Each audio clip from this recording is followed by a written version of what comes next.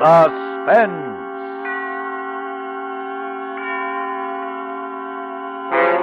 Transcribed Mr. Dick Powell in Slow Burn, a suspense play produced and edited by William Spear.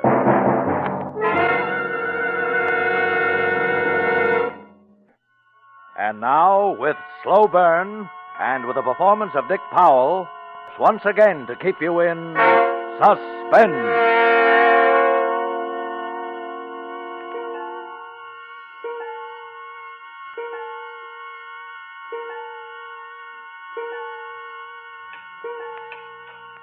I'm standing here staring at a clock on a dresser in a crummy hotel room. I've been watching the minute hand drag itself up the face of the clock, and I'm not going to pull my eyes away from that minute hand until it touches 12. Because at 12, the slow burn that started in my insides way back 3 months ago, the slow burn that built till my whole body was on fire, is going to be soothed. Yeah, in another few seconds, it's going to be 12 midnight, and I'll be able to breathe again. Then they can come get me. I won't care. There it is. I can make that call now.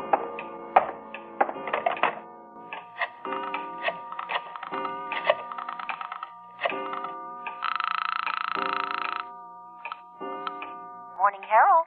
Let me speak to Todd Sloan. Sports Department, Todd Sloan speaking. This is Johnny Wilson. Johnny? Don't interrupt. This call is a cinch to be traced. I got a lot to say. The cops have a tight circle around this town, and I know I got no exit. But before they get me, I want to clear a few things up. Now listen to me. I did it. I'm not denying it. I'm telling you why I did it, and you're going to print it because you're a right guy. Look, Johnny, Shut up. I don't have much time. It all started the day I fought in Duville, Pennsylvania. Danya, my wife, didn't want me to fight, but to me it was the fastest way to make a buck. I was just beginning then, right after the war. And the coal town was the best I could do. I was fighting Tony Tadro, a good boxer and a puncher. In the second round, we just squared off, and the crowd pulled to its feet, roaring the guy's name. Not mine, not Tony. Me, it didn't throw, but Tony, it did. He dropped his guard just long enough. Tony was flat on his back, out cold. I let the referee raise my mitt. Then I walked to Lefty Wilkins, my manager. Nice work, Johnny. Oh, thanks, Lefty. What was you shouting about? Ain't you heard? The hometown kid who won that Medal of Honor blew into town today. Not only that, he blew into the arena just before you tagged Tony. Well, I'd have glad hand the kid myself then. He made it easy for me. You don't have time. We're to meet Courtney Barr at the Club Trianon in 30 minutes. Okay. And just this once, let your tongue lay flat inside your face. I'll do the talking. Okay, I said, okay. By a knockout in the second round, Johnny Wilson, victorious over Tony.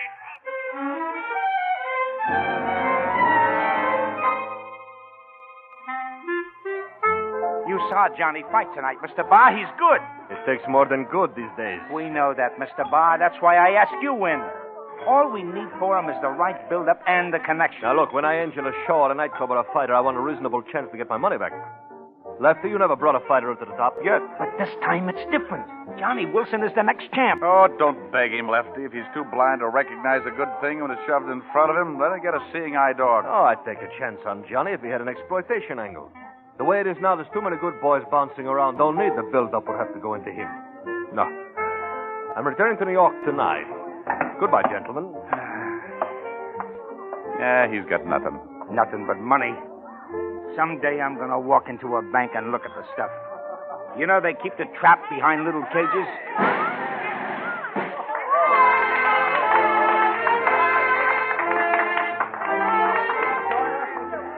Uh-oh, there's that kid again. The metal boy. Name's Chuck Masters. They say he got 30 Japs. 30 jabs? Oh, I'd like to meet the hero. Well, it looks like maybe your Willie's coming right at us. Pardon me, but aren't you Johnny Wilson? Yeah, that's right. Oh, I got to the stadium just in time for the knockout. Sure like to congratulate you. Oh, thanks. 30 jabs, huh? You've been pretty busy. Me, I was in the medical corps, Walter Reed Hospital. Have a drink, Chuck? Oh, no, thanks. I can't stop. My family's waiting. I really have a favor to ask, Mr. Wilson. I'm chairman of the Juvenile Delinquency Committee. Oh, let me offer my congratulations. Thanks. Now, if you'll offer just one more thing, your services in an exhibition bout. You mean a benefit? Yeah. Look, Sonny, you're a nice, clean-cut American boy, and I like your style, but the only benefits I fight are for the Johnny Wilson fight. Now, wait a minute, Johnny, wait a minute. After all, we don't want to see no kids go wrong, do we? Who are you figuring on Johnny fighting? Well, nobody yet. I just got the idea. Do you box, Chuck? Me? Well, I did a little boxing in the 39th Infantry, strictly amateur. Then it's a natural. You box, Johnny. Oh, now, wait a minute. I couldn't. Sure you could. And you look like a welter, too. If you get into the ring with Johnny, it's a deal.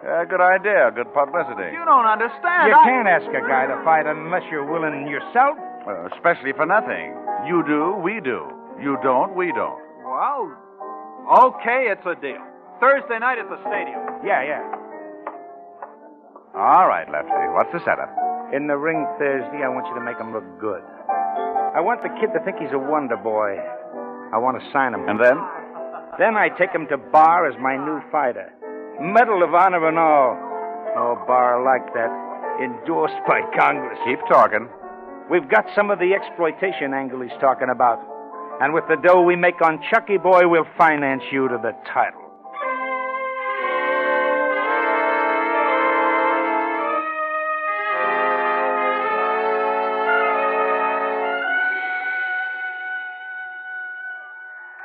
Get a load of the crowd. Any more people come in, we'll have to ration the oxygen. That's what bar means by exploitation. That Medal of Honor drags them in.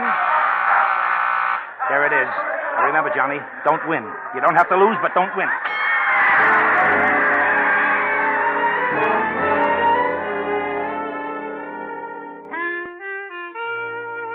Well, it was a fair enough fight. Like Lefty wanted. I didn't lose it, and I didn't win it. The kid was a cinch to sign, and Lefty wired Bar to find out if he was interested. He was, and now we were in New York in the Copa Club signing the contracts. There's one thing, Lefty. Now that Chuck is signed, where does Johnny here fit in? Oh, Johnny's going to stop boxing for a while. He's going to groom Chuck. Me, I wasn't having any conversation just then. I was watching Chuck watch a long-haired, slinky dame come towards our table. She had on a gown that had no straps and didn't need any. There was sweet rhythm in her walk, and she wore a hands-off look that beat blood into a guy's head. She stopped at our table, and Chuck's mouth flopped open. I said, "Well, gentlemen, this is my wife. Hello. Danya, this is Chuck Masters. Sit down, baby." So you're the new fighter. Yeah. I hate fighters. Oh, you'll frighten the boy. And I hate the parasites who live off. Oh, have a drink, baby. Why do you take that, Johnny? Shut up. Hey, new fighter. Why don't you duck out before they knock that gentle look out of your eyes? I don't want to fight, Mrs. Wilson, but I need money. Johnny looked like you when he first started. And after only 4,000 push-ups a day, look at me now. Childhood sweetheart. Sweetness and light. Now he's not happy unless I wear gowns like this. There's nothing wrong with that dress. Hey, baby, have you heard? I'm going to stay out of the ring for a bit. What? Going to teach Chuck here a thing or two. Who can tell? With me behind him, he may get to be our next champ. You've given it up, Johnny. What happened? He's just taking a rest, Danya. That make you sore? Not me. It just sounds like Johnny's using his head. And that sounds so strange it makes me suspicious. Ah, great little kidder, ain't she, Chuck? Hey, Mr. Barr. Come on, baby, let's dance.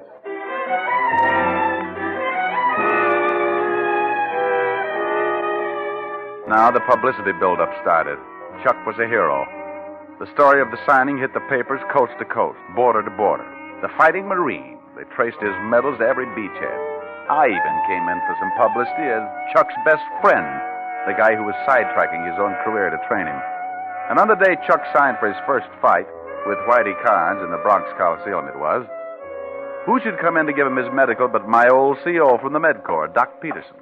Hey, Corporal Johnny Wilson. Well, don't make me say, what are you doing here? Tell me. I'm a fighter, Captain. Well. That's a far cry from Walter Reed Hospital, huh, Johnny? How you doing? So far, the Army paid off better. No, Doc, this is Chuck Masters. Oh, hiya, Chuck. Say, according to all the publicity I hear, you're going to be the next welter champ. Yeah.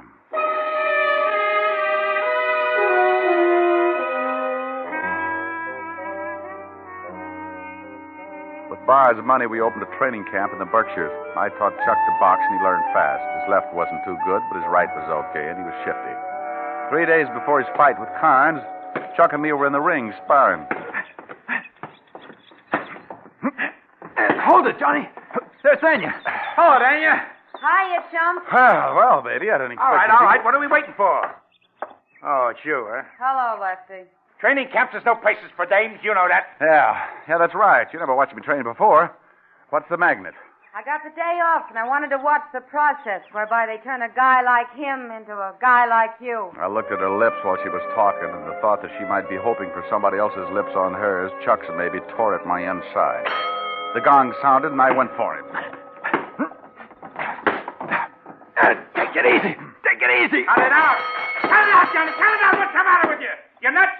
Why are you slugging like that? Well, I figured Chuck is about ready for anything. Come on, Chucky boy, put him up. Let's see if you can take it. Johnny, take it easy. I really cut loose then. I've been storing it for a long time. I belted him good. He went down and stayed there. Now you... When they carried him out, he opened his eyes, but he didn't look at me. He looked at Danya. And she looked back at him with tears in her eyes. I should have killed them both then.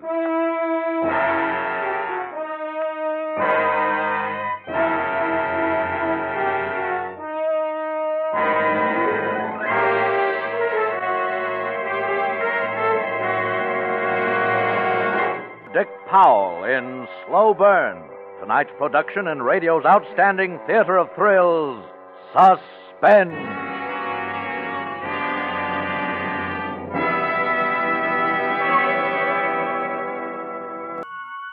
And now brings back to our Hollywood soundstage our star, Dick Powell, in Slow Burn, a tale well calculated to keep you in suspense.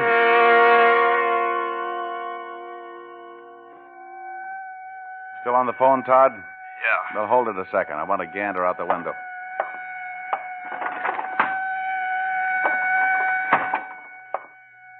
The cops in large numbers, Todd. But they won't find me for a while, and I only need a little more time to finish. Well, Chuck won his first fight, naturally. He was getting the slow, careful build-up. He won a second fight over in Jersey. So then Lefty began to book him. He said Courtney Barr wanted Chuck to go out and make a tour, get a list of knockouts so he'd have a record. So I sat on my mitts. The day Chuck got back from his tour, he called, and Daniel invited him to dinner. How was the tour, Chuck? Oh, fine. I had a couple of fights that were terrific. In Denver, I fought Willie Myers. What a boxer. But I found his weakness. See, when he was getting set to throw his right, he always flipped his elbow just a bit. From then on, he was my meat. You're beginning to enjoy fighting, Chuck. Oh, why shouldn't he enjoy it? There's money in it. Sure. 50% of the purse and a bonus. Don't forget the bonus. Scrambled brains, cauliflower ears, and a nose smattered all over your face. A good fighter keeps his nose straight. Johnny was just like Chuck when he first started. Fighting kills a man's better instincts. I'll get the dessert. Yeah, I'll help you.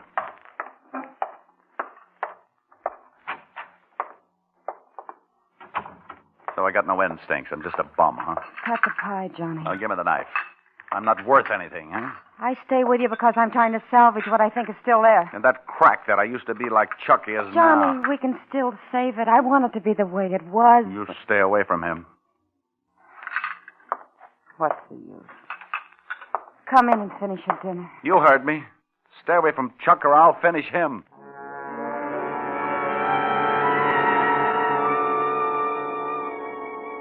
Every sports writer was wondering who was going to fight Mike Gruen. Nobody got a crack at the champ unless he fought Gruen first. I knew who it was going to be. Me. And with the money left he got out of Chuck's fights, that was the deal we'd made. But, well, I was getting itchy about it. All this time, I wasn't getting any particular build-up. We were on the lake cruising around relaxing after 2 weeks of hard training. Barr and Chuck were watching a kid horsing around doing handstands in a canoe. I took Lefty to the other end of the launch. Yeah? Yeah, look, Lefty. I know, Johnny, I know. Now, don't worry about the Gruen bout. Maybe it would be smarter, Lefty, if you gave up my contract on the surface. Then you could hold off Chuck while my new manager signed me for that match. I can't, Johnny. Oh, why not? Now, don't get mad. But I had to give Barr 50% of your contract or he wouldn't back Chuck originally. But I got it fixed. Well, you dumb, stupid... What? He hit his head. I spun around and saw a canoe floating bottoms up. Chuck was ripping off his clothes, but I got out of mine fast, too. Me and Chuck hit the water together. You see him, Johnny? Huh? No. I saw the kid, but I wasn't telling Chuck. He'd come up about 20 yards away, and he went down in the same spot. This was going to be publicity for me. I dove to the kid, grabbed his hair, and pulled him up.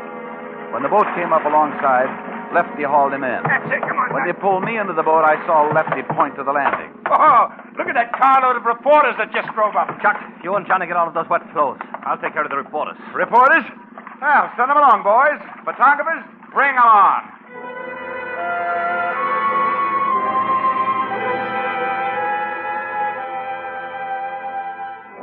That evening, I was sparring with Chuck, sharpening his footwork, when Danya came up with the New York papers. Don't you two ever get out of that ring? Oh, and by the way, congratulations. Huh? Oh, you hear all about the hero stuff on the lake? Yeah, congratulations. But she wasn't looking at me. She was looking at Chuck. I hopped out of the ring, grabbed the newspapers out of her hand. The story was there, all right, in big block headlines. Chuck Masters saves boy from drowning. Medal of Honor winner does it again. Me? I wasn't even in the comic section. But this is all wrong, Danya. Johnny saved that kid. Yeah, Johnny saved that kid. Now Johnny's going to save himself. Where's that Lefty Wilkins? Oh, that's a dirty trick, Johnny. Chuck, you're trying to tell me you knew nothing of this. Your picture and life history on the front page. I swear. Now your eyes open, Johnny. Look what they've done to Chuck. How they made him lie just for the sake of publicity. I didn't lie.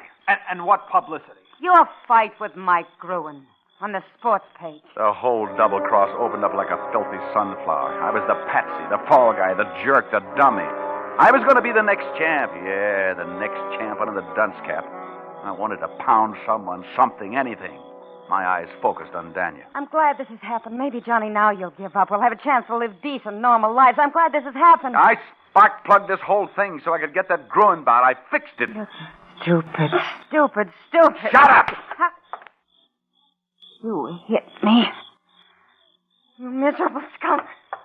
Come back here. Let her alone. Oh, I've been waiting for this, Chucky boy. Johnny, take it easy. Wait a minute. Oh, shut up. Johnny. Take it, boy. What's going on here? Come on. Take it easy. All right, now. Throw Wilson off the grounds. Yeah, throw the bum out. Throw him out. Get out of here.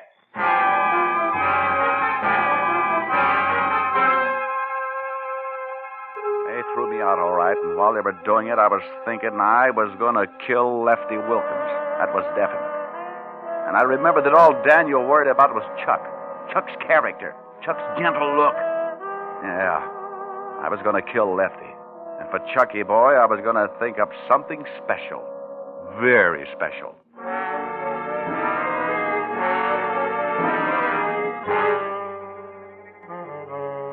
Day after day, I'd wake up with a new idea, but none good enough. Then one night I walked into a bar and saw someone. Someone who was going to give me the answer. It was my old CO, Doc Peterson. Corporal Johnny Wilson. Come on over and bring a drink with you. Oh, thanks, Captain. Still medicing for the boxing commission? Yeah. Still fighting? Yeah, off and on. Glad to see you, Johnny. Hey, you're the second guy I've seen from our old outfit recently. Yeah? You remember that lieutenant in the Chemical Corps who nearly lost his eyes? I saw him. I met his new wife. A real mess. I guess we didn't do such a good job on his eyes. Eyes? What do you mean, Captain? You remember the fool got chloride of mercury in him. Severe corneal lacerations. Lucky thing we caught him when we did, or he'd have gone permanently blind. Oh, it's a terrible thing when a man loses his eyesight. Yep. Suppose it was a man in your profession, huh, Johnny? Huh? Yeah. Good thing a guy can tell when that stuff gets in his eyes. And a guy can always tell. Burns like mad. Yeah, I guess it would. Well, I gotta be on my way, Johnny. Captain, how long would that stuff have to be in a guy's eyes to blind him permanently? 26 hours about, if he's in top condition. The captain left, and me, I walked the streets all night, most of the next morning until the 42nd Street Library opened. I went through 5 medical books before I found what I wanted. Eye anesthesia. Ponticate. Causes loss of sensation in the eye without affecting the eyesight. I went up to the training camp. The Gruen bout was in 3 days. I had to get back in favor, and I piled it on good. I played it with hearts and flowers, everything. Poor Johnny boy. I'm sincerely sorry. That's the way it is, Chuck. I'm sorry for the hassle I caused. I'd sure like to be with you for the night of the fight. Well, okay, Johnny. It'd be funny fighting a local match without you in my corner. Sounds fishy to me. You ain't the kind to forgive. Well, it ain't fishy, Lefty. Since Daniel left, things have been lousy with me. I'm out of dough. I gotta eat. I need the job. He gets the job, Lefty. He rates it. He taught me everything I know. I want him in my corner.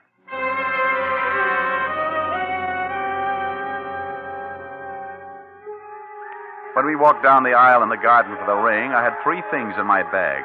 A long, sharp knife for Lefty Wilkins and the Pontacane and bichloride of mercury for Chucky Boy.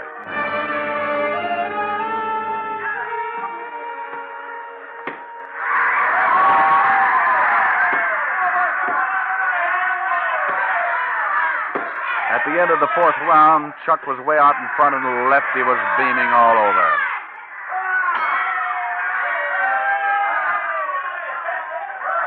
Well, nice going, Chuck. Hey, he's a cinch. Then I reached for the Vaseline that every fighter has smeared over his eyebrows to keep his eyes from getting cut. I had the Vaseline loaded with Pontacane. I smeared it all around those eyes of his. Now all I had to do was wait until the Pontacane took effect.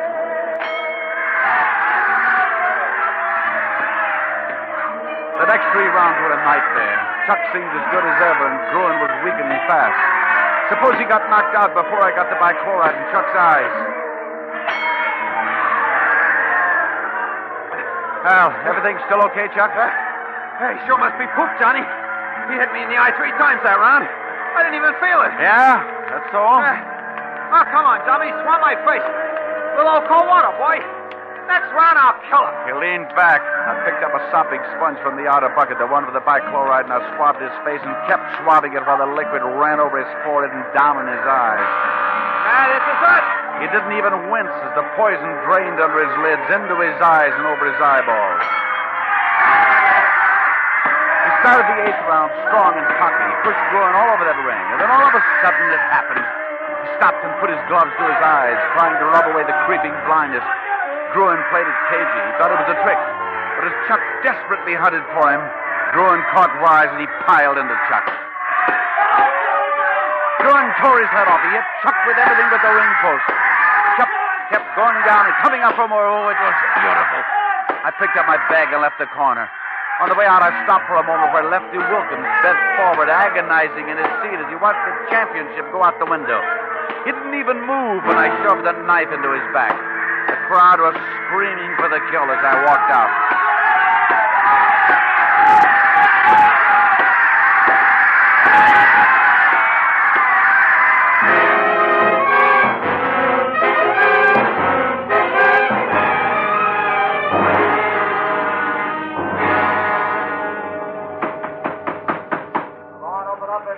Still there, Todd? Yeah. The law's going to be in a second. The reason I couldn't call you in time for your Bulldog auditions, I had to be sure the 26 hours was up. Otherwise, you could have warned Chuck and his eyesight could have been saved. I want him to stay blind. All right, grab him. Take it easy. Take it easy. You can have me. I got what I wanted. You admit you killed Lefty Wilkins. Sure, and it was a pleasure. And Chuck the champ, how does he like it? Got any jobs for fighters who can't see? Why don't you ask him? What? Hello, Johnny. Chuck. Well, what do you... Yes, Johnny, he can see. He's not blind. But you can't see. I don't believe it. You can't. Your old CO was at the ringside, Johnny. Doc Peterson. He knew what it was the minute it happened. He fixed up my eyes. You can't see. You can't see. You can't see. You're the one who's blind, Johnny.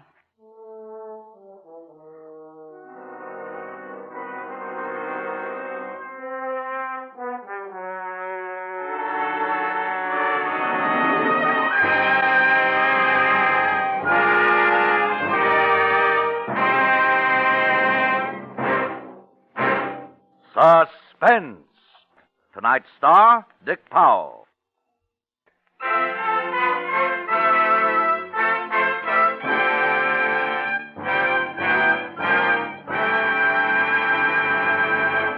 A tale well calculated to keep you in suspense.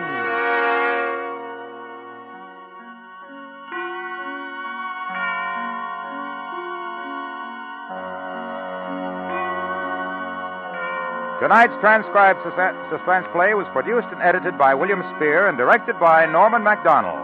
Music for Suspense is composed by Lucien Moraweck and conducted by Lud Gluskin. Slow Burn is an original play for radio by Fred Freiberger.